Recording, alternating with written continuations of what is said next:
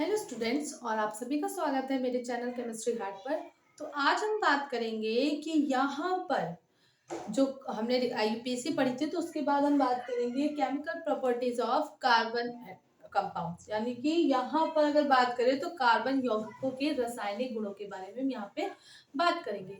लेकिन उसको बताने से पहले एक चीज बता दें, मैं कुछ फॉर्मूले लिख रही हूँ तो इनको देखना बहुत ध्यान से। H2n+2 CnH2n और CnH2n-2, ये जो तीन फॉर्मूले हैं ये एक्चुअल में रिप्रेजेंट करता है, ये एल्केन को रिप्रेजेंट करता है, ये एल्कीन को रिप्रेजेंट करता है यानी कि डबल बॉन्ड वाले को, ये सिंगल बॉन्ड वाले को, और ये ट्रिपल बॉन्ड यानी कि एल्काइन। फॉर एग्जाम्पल कुछ चीजें हम समझा दे रहे हैं, ये पूछा गया एमसीक्यू वगैरह में पूछा जाएगा, ठीक है। तो एल्कोन जैसे कि हमने मान लो इसमें एक फॉर्मूला बनाते हैं कि अगर हम C=1 लेंगे यानी कि N=1 लेंगे, यहाँ पे N क्या बताता है, नंबर ऑफ कार्बन को, नंबर ऑफ कार्बन। तो मान लो कोई ऐसा कंपाउंड लिया है जिसमें कार्बन 1 है तो क्या क्या बनेगा, सॉरी 1 में तो बनेगा, 1 में इसमें बन जाएगा, चलो दिखा देते हैं 1 होगा तो क्या, तो C×1 H2×1+2, तो अगर देख रहे हो तो ये CH4 दिख रहा है और हमें पता है हमारा मीथेन क्या है, हमारा एक मीथेन जो है वो एल्केन है, ठीक है। अब इसमें देखते हैं, इसमें तो 1 बनेगा नहीं तो हम क्या करते हैं, इसमें हम CN=2 लेते हैं, ठीक है। अब जब 2 लेंगे तो इसमें भी एक 2 लेके दिखाते हैं, तो इधर कुछ दिखाते हैं। अगर N=2 है तो देखो क्या क्या बनेगा, C2H2×2+2, अगर ध्यान से देखोगे तो ये कुछ बन रहा है C2×2 + 4+2, कितना बन रहा है C2H6, और हम सभी को पता है कि ये जो है एक एल्केन है भाई, देखो है ना, ठीक। 3 हाइड्रोजन लग जाएंगे भाई, बीच में कार्बन कार्बन जुड़ गया तो बाकी को बैलेंस कम करता है कार्बन। अब अगर N=2 है तो इसमें रखते हैं C2H2×2, बिल्कुल सही, ये बन रहा है C2H4। ये जो एक एल्कीन है अगर इसको ध्यान से देखोगे तो ये फॉर्मूला कुछ ऐसा बनेगा, बताओ भाई। कार्बन की वैलेंसी कितनी, 4 पूरी हो रही, 2 डबल बॉन्ड बने तो 2 ही हाइड्रोजन तो लगेंगे, ठीक है। अगर बात करें इस फॉर्मूले में रखे तो C2H×2 - 2, तो अगर इसको देख लो 4 में से 2 माइनस गया तो C2H2 बना, और ये एसिटिलीन है हमारी, अगर इसको ध्यान से देख रहे हो तो ये ऐसा फॉर्मूला बनेगा, बताओ कोई दिक्कत है। तो इसी तरह से जितने भी नंबर ऑफ हाइड्रोकार्बन से हम निकाल सकते हैं कि कौन सा डबल बॉन्ड में है, कौन सा ट्रिपल बॉन्ड में। बस आपको क्या करना है, ये फॉर्मूला लगा के एन का नंबर रखना है। जैसे क्वेश्चन वो दे दे C4H10, अब पूछ रहा है कि ये बताओ एल्केन है, एल्कीन है या फिर एल्काइन है, तो इसमें क्या करोगे, इसको नोट कर लो, पहले नोट कर ही लिया होगा। अब पूछेगा कि ये कौन सा है, डबल बॉन्ड वाला है, ट्रिपल बॉन्ड वाला है, तो कुछ नहीं, इसमें दिख रहा है N=4। अब किसी एक फॉर्मूले में पहले पुट करके देखते हैं, तो हम पहले वाले में करते हैं, तो C×4 H2×2+2, ठीक है। अब बताइए क्या बन रहा है, C4×2=4+2 क्या बन रहा है, कुछ गड़बड़ कर रहा है, 4, ठीक है ना। तो 4×2=8+2, तो खुद ही देखो ये एल्केन के लिए ही फॉलो कर रहा है, तो इसका मतलब अगर इसको ओपन करेंगे तो कुछ ऐसा बनेगा है।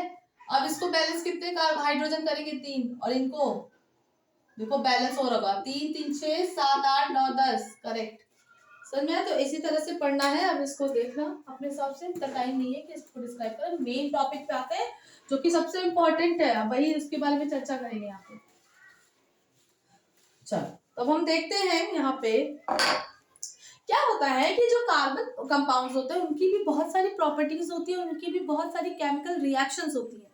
तो जो रिएक्शंस होती हैं उन्हीं में हम क्या करेंगे, पढ़ेंगे पहली रिएक्शन को। पहली रिएक्शन होती है कंबशन रिएक्शन। कौन सी रिएक्शन, कंबशन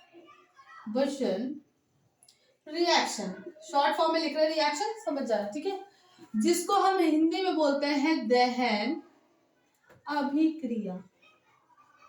अब सुनो ये होता क्या है, पहली बात तो ऐसी अभिक्रिया जिसमें कि वायु यानी कि एयर की प्रेजेंस हो, एयर की प्रेजेंस हो। तो अगर मैं बात करूं एयर की प्रेजेंस है, इसका मतलब पक्का ना पक्का ऑक्सीजन चाहिए, क्योंकि सभी को पता है आग तभी जलती है जब उसमें ऑक्सीजन हो। और दहन का मतलब ही होता है, कंबशन का मतलब कि जलना, जल के फिर जो चीज हमें मिलती है वो। तो फॉर एग्जाम्पल जैसे हम वुड को जलाते हैं तो उसमें बहुत सारी चीजें होती हैं। अब क्या होती है पहले हम उनको समझा दें यहाँ पे, तब फिर बताएंगे, ठीक है। तो लिखते हैं थोड़ा सा भाई। देखो हिंदी मीडियम वालों के लिए क्या करना है, बगल में बुक रखना, जो मेन डेफिनेशन होगी जो यहाँ पे बता रहे वो हिंदी में भी तो बता रहे, उसको नोट करते जाओ, ठीक है। थोड़ी मेहनत करनी पड़ेगी। तो लिखो द प्रोसेस ऑफ बर्निंग, देखो ब्लू से लिखते हैं, द प्रोसेस ऑफ बर्निंग। अब क्या चीज बर्न हो रही है, बर्निंग ऑफ कार्बन। भाई हमें पता है जितने भी फ्यूल बनते हैं वो कार्बन से ही बनते हैं, अभी पढ़ाया भी था पहले चैप्टर में। Of carbon and its compound, it's compounds in excess of air, या फिर हम बोल सकते हैं presence of oxygen, in excess of air, bracket में लिखोगे oxygen. This process is called, और ये इसमें बता भी दो क्या क्या निकलता है, एंड इट प्रोड्यूसेस। भाई क्या क्या किसी चीज को जलाते हो तो क्या क्या प्रोड्यूस होता है, सभी को पता है लाइट निकलेगी, लाइट के साथ भाई गर्म भी लगता है भाई, तो हीट निकलेगी, और हीट निकलने के साथ ही साथ हमें मिलती है and carbon dioxide. Carbon dioxide का मतलब है यहाँ से क्या निकलेगी, CO2 गैस। तो तीन चीजें निकलती हैं। देखो भाई हम क्या है, किसी भी लकड़ी को अगर जलाते हैं, मान लो वो भी तो एक फ्यूल है, तो क्या होता है जब हम उसको जलाते हैं तो स्मोक निकलता है, धुआं निकलता है काला काला, जो कि बताता है कि उसमें से कार्बन डाइऑक्साइड निकल रही है, ठीक है। कार्बन निकल रहा है, कार्बन डाइऑक्साइड, और उसमें के साथ ही साथ क्या होता है, दो चीजें तो होती है ना, लाइट, लाइट प्रोड्यूस होती है बहुत ज्यादा हाई अमाउंट में, और प्रकाश यानी कि, और उसके साथ ही साथ हमें हीट यानी कि जो भी है एनर्जी, हीट एनर्जी भी जो होती है प्रोड्यूस होती है, ठीक है। ऊष्मा, हिंदी में बोलते हैं ऊष्मा, ठीक है। तो इसको नोट करो, फिर जल्दी से एग्जाम्पल बताए, रफ करो।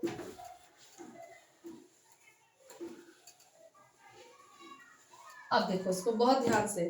फॉर एग्जाम्पल एक कंपाउंड लेते हैं जिसमें भाई कार्बन है, कोई भी फ्यूल है कार्बन होता है, और प्रेजेंस ऑफ एयर, इसका मतलब हम रिएक्शन किससे करा रहे हैं, ऑक्सीजन से करा रहे हैं, ठीक है। तो एयर लिखने से अच्छा है कि इसकी ऑक्सीजन से कराओ, और खुद ही बताओ क्या क्या निकलेगा। मेन प्रोडक्ट हमारा CO2 निकलेगा, CO2 होने के साथ ही साथ इसके साथ क्या निकलेगी, हीट, और हीट के साथ साथ क्या निकलेगा, लाइट।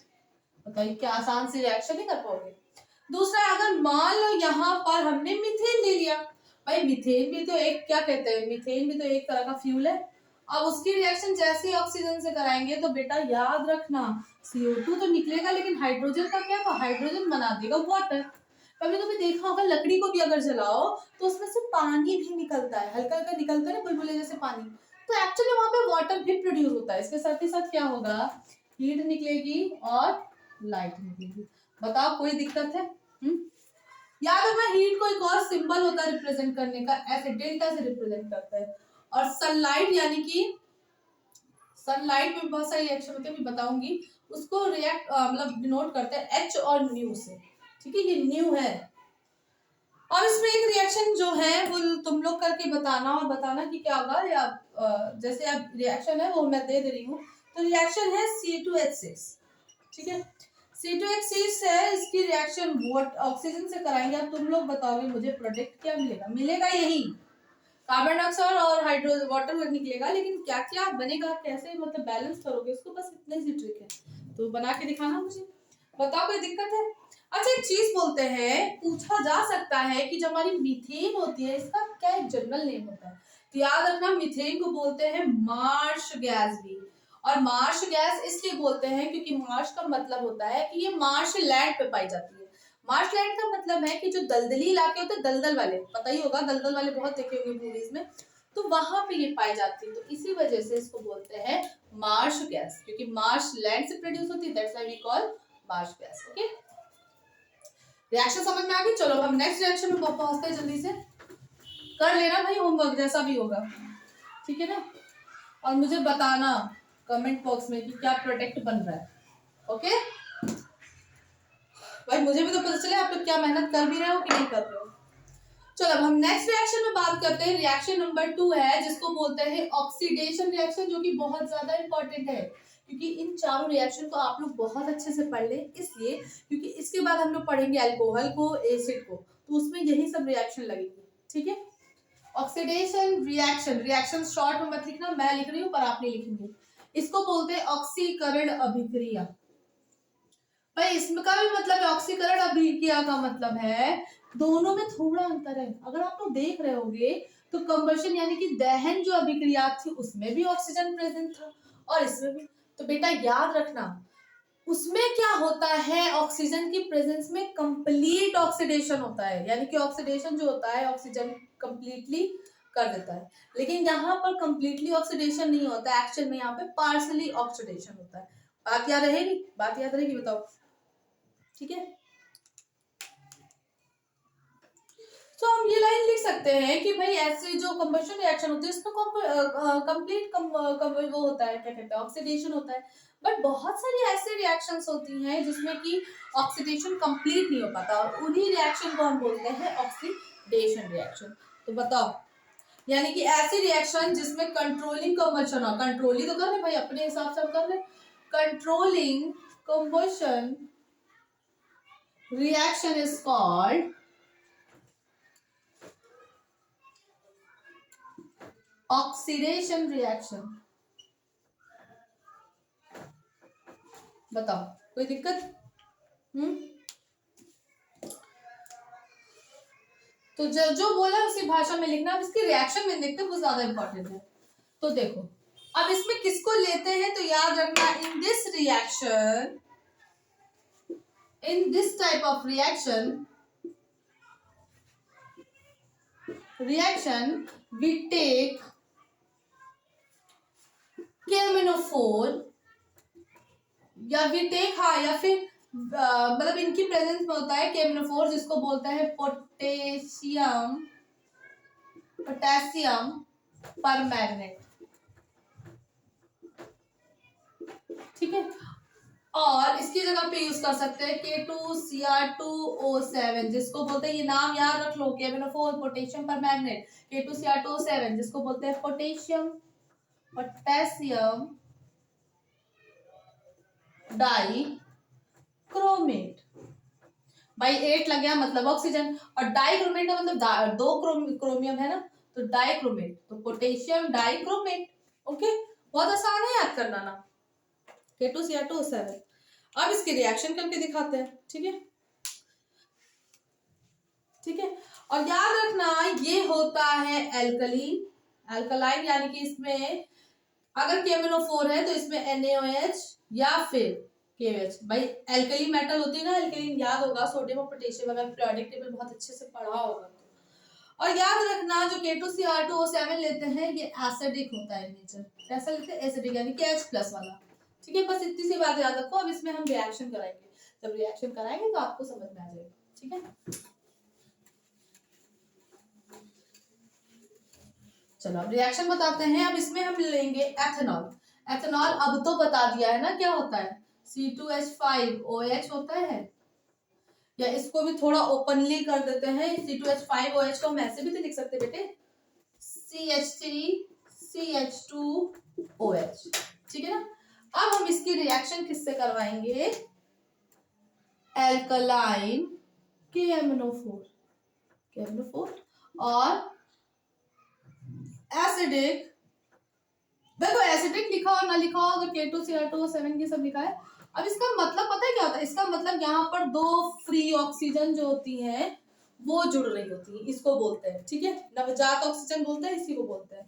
तो एक काम कर सकते हैं, यहाँ पे आप लगा दो या ना लगाओ, आपकी मर्जी है, दो ऑक्सीजन यहाँ पे जुड़ेंगे, और जैसे ही दो ऑक्सीजन जुड़ेंगे खुद ही देखो, इसमें दो ऑक्सीजन अगर लगेंगे बेटे तो यहाँ से हाइड्रोजन को भी निकलना पड़ेगा। बात समझ रहे हो कि नहीं? तो यहां से सुनो क्या निकलेगा, यहां से हम जो निकालेंगे, अगर इसको ध्यान से देखो, पहले हम प्रोडक्ट बना दे रहे फिर बताते कैसे निकलेगा। CH3CH2COOH+H2O। अब इसको हम दिखाते कैसे निकलता है। एक्चुअल में अगर इसको देखें थोड़ा ध्यान से तो एक हाइड्रोजन को हम ऐसा रख सकते हैं, कोई दिक्कत है, और ऑक्सीजन ऐसे रख दे रहे, ठीक। अब इसमें देखोगे तो 2 ऑक्सीजन हमारे पास फ्री ऑक्सीजन है, ठीक है। अब हमें कुछ नहीं करना है, यहां से निकालना है वाटर, ठीक है ना। जैसे ही वाटर निकला, हमें पता है यहाँ पर कि हाइड्रोजन के 2 इलेक्ट्रॉन फ्री हो गए हैं, मतलब 2 बॉन्ड फ्री हो गए। तो अब यहाँ पे क्या करेंगे, यहाँ पे सीधे सीधे जोड़ेंगे CH3COO। अगर याद हो एसिड का फॉर्मूला यही होता है, बताओ कोई दिक्कत है?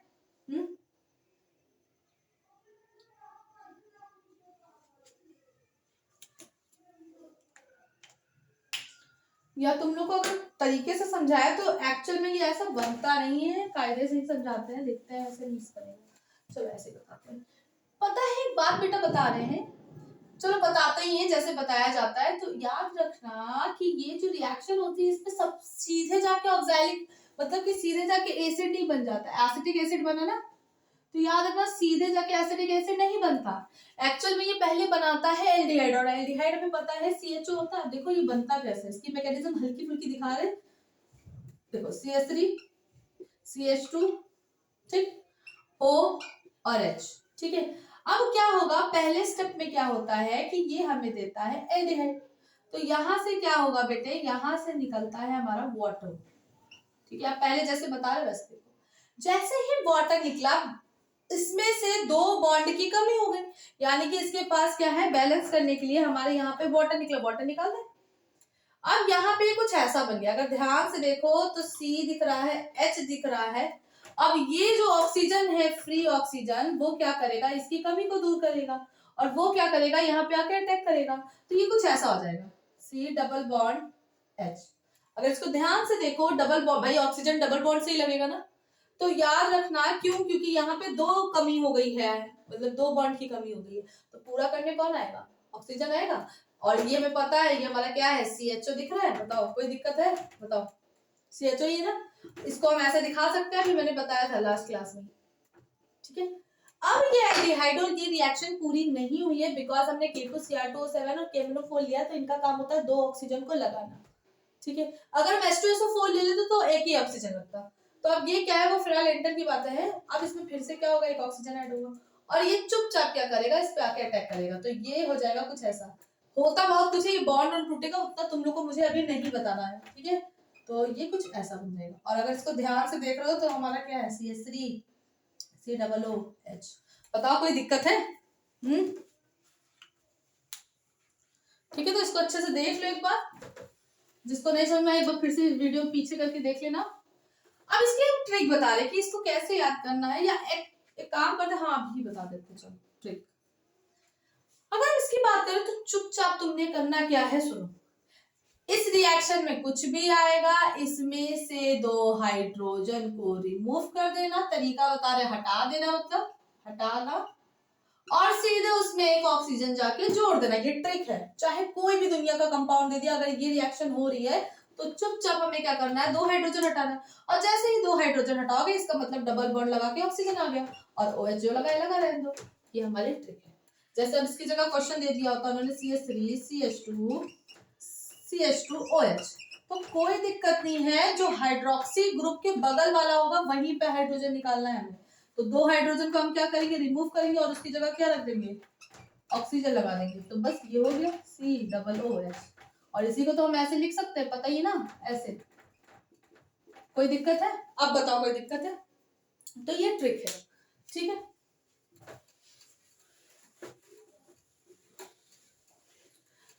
अब हम नेक्स्ट रिएक्शन की बात करते हैं, जो कि नेक्स्ट रिएक्शन जो है हमारी, वो कुछ ऐसी है कि उस रिएक्शन को बोलते हैं एडिशन रिएक्शन। क्या बोलते हैं, एडिशन रिएक्शन, ठीक है। अब एडिशन रिएक्शन क्या होती है, इस रिएक्शन को हिंदी में बोलते हैं योगात्मक अभिक्रिया। अगर योगात्मक की बात करें तो इसका मतलब कि कुछ जुड़ना, ना कि कुछ निकलना, यानी कि कुछ निकलेगा नहीं, सीधे सीधे कुछ आके जुड़ जाएगा। तो याद रखना ये जो रिएक्शंस होती हैं ये यूजफुल होती हमारे डबल बॉन्ड और ट्रिपल बॉन्ड, यानी कि अनसैचुरेटेड हाइड्रोकार्बन्स के लिए।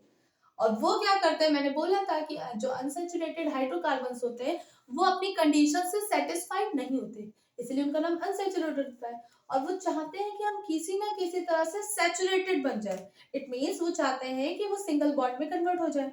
तो अब ये होते क्या है, तो वो उसी से होता है, एक्चुअल में ये एडिशन रिएक्शंस होते हैं। ठीक है, तो थोड़ा सा लिखते हैं, those reaction in which unsaturated hydrocarbons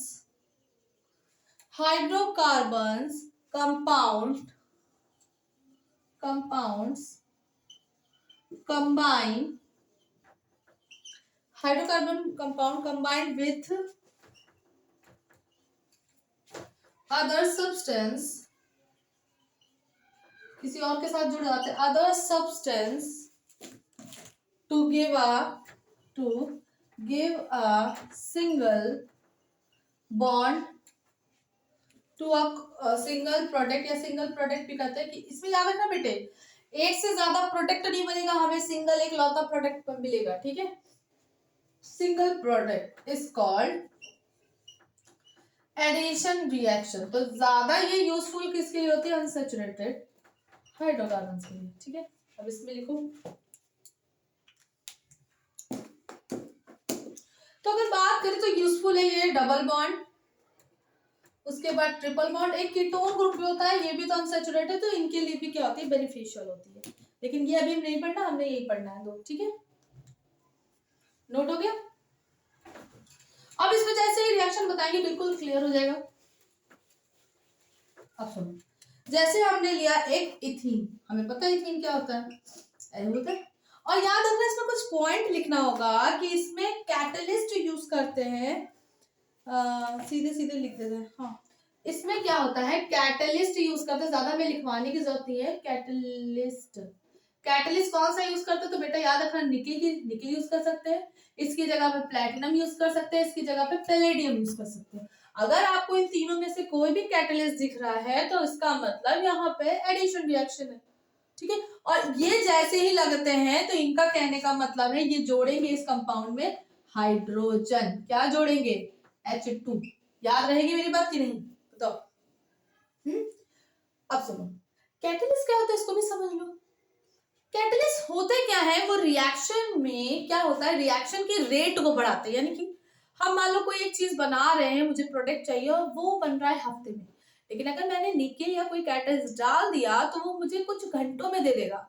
तो कहने का मतलब है वो खुद इन्वॉल्व नहीं होगा रिएक्शन में, बस सिर्फ उसका काम है रिएक्शन के रेट को बढ़ाना। यानी कि जो प्रोडक्ट मिलेगा उसमें निकेल इन्वॉल्व नहीं रहेगा, अभी मैं दिखाऊंगी। तो ये होता है कैटलिस्ट। ठीक है, रिएक्शन की रेट को क्या करते हैं, इंक्रीज करते हैं, बढ़ा देते हैं। ठीक है, अब ये है, इसमें इन्होंने बोला कि भैया मैंने रिएक्शन करा दी निकेल से। अब जैसे ही निकेल से कराई, तो हम सबने पता है कि वो हाइड्रोजन को जोड़ेगा। अब ये एडिशन रिएक्शन है, तो इसका मतलब एक हाइड्रोजन खुद के इधर आएगा और एक हाइड्रोजन खुद के इधर आएगा, तो ये कुछ एल्केन बना दे, जो कि हमें चाहिए था, एल्कीन सॉरी इथेन बनाएगा, मतलब एल्केन बनाना ना, इथेन बनाया इसने। और ये क्या है, हमें सैचुरेटेड कंपाउंड मिल गया। अब अगर इसको ध्यान से देखो, इसमें कैसे होगा, मैकेनिज्म नहीं बता रहे, सिर्फ तरीका बता रहे कैसे टूटा। भाई हमें पता है इसमें से दोनों बॉन्ड नहीं टूटेंगे, कोई एक बॉन्ड टूटेगा। जैसे ही टूटा तो ये कुछ ऐसा हो जाएगा। ठीक है, इसमें क्या है, इस पे भी कुछ चार्ज है, इस पे भी चार्ज है, अभी पूरा नहीं बता सकते उस तरह से। अब यहाँ पे एक हाइड्रोजन और एक इधर हाइड्रोजन है, तो एक हाइड्रोजन कैप्चर करेगा इसको और एक हाइड्रोजन कैप्चर करेगा इसको, और जैसे ही कैप्चर करेगा तो ये CH3 सिंगल बॉन्ड CH3 बन जाएगा। तो क्यों, क्योंकि भाई यहाँ पे वैलेंसी फ्री हो गई है, क्योंकि CH2 दो हाइड्रोजन लगे हैं, एक बॉन्ड बना है, तीन है, एक तो खाली है, इधर भी एक खाली, तो वहां पे कौन अटैक करेगा, हाइड्रोजन हमारे अटैक करेगा। बात अब क्लियर हो गई, ठीक है ना। तो तुम लोग को कुछ नहीं करना है, याद रखना, अगर ट्रिपल बॉन्ड भी दे दिया तो याद रखना ये पहले मुझे बना के देगा, जैसे पहले उसमें एल्डिहाइड दिया फिर एसिड दिया, तो यहाँ पर भी क्या होगा, पहले ये मुझे डबल बॉन्ड कन्वर्ट करके देगा। ठीक है, उसके बाद ये रिएक्शन फर्दर प्रोसीड होगी, क्योंकि मुझे फाइनल प्रोडक्ट में सिंगल बॉन्ड ही चाहिए, तो ये आंसर आपका फाइनल यही होगा। बात क्लियर हुई भाई, दो दो हाइड्रोजन लगे तो डबल ही बॉन्ड हो पाएगा, फिर डबल बॉन्ड फर्दर रिएक्ट करेगी और उसको सिंगल प्रोडक्ट में चाहिए ही चाहिए। तो टोटल यहाँ पे कितने हाइड्रोजन लगे, 4 लग रहे हैं। ठीक है, समझ में आ गया, कोई दिक्कत? अब हम बात करते हैं सब्स्टिट्यूशन रिएक्शन की। देखो टाइम नहीं बेटा, इसलिए जल्दी जल्दी पढ़ा रहे, वरना ये सब है तो पढ़ाने के लिए बहुत आराम से ही, लेकिन अब क्या कर सकते हैं। सब्स्टिट्यूशन रिएक्शन जिसको बोलते हैं प्रतिस्थापन अभिक्रिया। क्या बोलते हैं? प्रतिस्थापन अभिक्रिया। मतलब ऐसी अभिक्रिया, ऐसे रिएक्शन जिसमें कि कोई ऐसा सब्सटेंस अलग से लगा दिया मैंने कि वो किसी चीज को हटा रहा है और उसकी जगह पे आ रहा है। यानी कि जैसे दो लोग हैं, तो अगर मेरी पोजीशन पे कोई आना है, मान लो हम किसी बम पे बैठे, ठीक है, अगर मैं हटी तो वो बम ब्लास्ट हो जाएगा। तो क्या होगा, मेरी पोजीशन पर अगर किसी को आना है तो मुझे उसकी पोजीशन लेनी पड़ेगी और वो मेरी पोजीशन लेगा। तो ये जो पोजीशन प्रतिस्थापन, मतलब एक स्थान से दूसरे स्थान पे जाने रिएक्शन को क्या बोलते हैं? प्रतिस्थापन अभिक्रिया बोलते हैं। ठीक है, अच्छा एक चीज और बता दें, अभी आगे बताएंगे, याद रखना बेटे, वेजिटेबल ऑयल से या इस रिएक्शन से पहले ही जो एडिशन रिएक्शन थी उसमें एक इंपॉर्टेंट चीज है, याद रखना, वेजिटेबल ऑयल से फॉर्म वेजिटेबल घी, वेजिटेबल घी या वेजिटेबल फैट बनाता है। अब ये कैसे बनाता है तो सुनो, एक्चुअल में जो हमारा अनसैचुरेटेड हाइड्रोकार्बन होता है, कुछ भी नंबर ऑफ आर है, ये हम अभी नहीं बता सकते कि कितना बड़ा होता है, बहुत लंबी चेन होती है, आर का मतलब बहुत बड़ा होगा, तो उसको हमने आर आर डैश से दिखा दिया है। अब क्या होगा, ये जो है रिएक्ट करेगा निकेल की प्रेजेंस में, और जैसे निकेल की प्रेजेंस में काम करेगा तो इसका मतलब ये सैचुरेटेड बनाएगा, तो ये कुछ ऐसा बन जाएगा। और ये है हमारा वेजिटेबल ऑयल, और ये क्या है हमारा वेजिटेबल घी।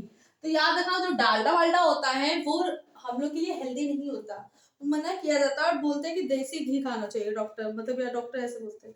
तो ये जो होते हैं हमारी हेल्थ को बहुत ज्यादा नुकसान करते हैं। ठीक है, चलो तो अब जल्दी से हम बात करते हैं, ये काम की चीज तो बता दिया, बस आर आर याद रखना, C+C वो बहुत लंबा सा कोई हाइड्रोकार्बन है तो उसको नहीं करते हैं। ठीक है, अब सब्स्टिट्यूशन रिएक्शन की अगर बात करें तो लिखना पड़ेगा इसमें, those reaction in which one or more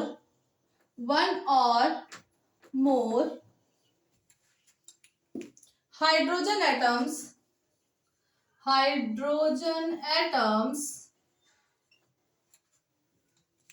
of a hydrocarbon में is placed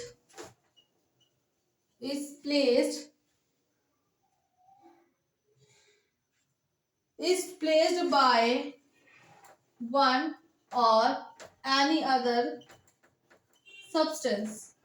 तो ऐसी रिएक्शन को क्या बोलते हैं हम लोग? सब्स्टिट्यूशन रिएक्शन बोलते हैं, जिसमें कि किसी हाइड्रोकार्बन से हाइड्रोजन निकलकर वहां पर कोई और सब्सटेंस आके जुड़ जाए, तो ऐसे रिएक्शन को क्या बोलते हैं? हम लोग बोलते हैं सब्स्टिट्यूशन रिएक्शन। यही तो बोल रहे थे कि उसकी जगह पे कोई आ जाए और वो दूसरे की जगह ले ले, तो इसी रिएक्शन को कहते हैं। और याद रखना, ये जो रिएक्शन होती है ये प्रेजेंस ऑफ सनलाइट में होती है। This reaction occur in presence of sunlight को मैंने बोला था रिप्रेजेंट करते हैं H से। ठीक है, चलो अब इसकी रिएक्शन फटाफट बताते हैं, फिर हम फ्री हो जाएंगे।